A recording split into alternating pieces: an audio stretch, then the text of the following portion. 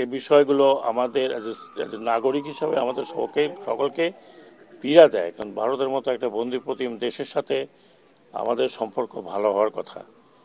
আমরা সমুদ্রে বলি, নদীতে বলি, সব কিছুতে আমরা শেয়ার করছি। এদেশের মানুষ কিন্তু ভারত বিরোধী নয়, তাই আমরা আশা করি যে আমাদের সাথে যতটুকু মিসআন্ডারস্ট্যান্ডিং আছে এটা দূর হবে। কি ক্ষমতা থাকলো না থাকলো ওটা বড় কথা নয়, আমরা সব সময় ভারতের সাথে বন্ধুত্ব রক্ষা করার জন্য তৈরি, but it has to be one to one.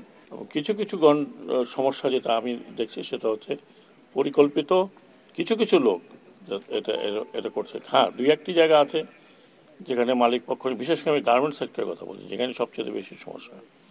দুই একটি বড় বড় গার্মেন্ট ফ্যাক্টরিজ বা সমষ্টি ফ্যাক্টরি আছে, সেখানে যেহেতু মালিক নেই সেই কারণে কিছু অসুবিধা হচ্ছে, কিন্তু ইতিমধ্যেই অনেক জায়গায় সরকার চেষ্টা করছে এবং সরকারি কোষাগার থেকে টাকা দিয়ে যারা শ্রমিক আছেন তাদেরকে বেতন দিয়েছেন।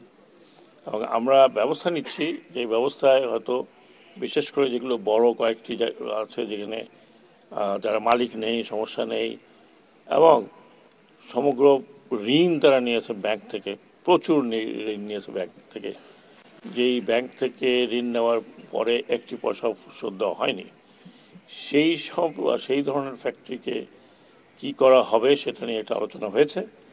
আশা করি শিগগিরই হয়তো আগামী সপ্তাহের মধ্যে আপনারা জানতে পারবেন যে সরকার কি ধরনের ব্যবস্থা বা কী ধরনের পদক্ষেপ নিচ্ছে। একই সাথে আমরা আশা করি যে আইন প্রয়োগকারী সংস্থা আরও প্রোঅ্যাক্টিভ হবেন বা হচ্ছেন।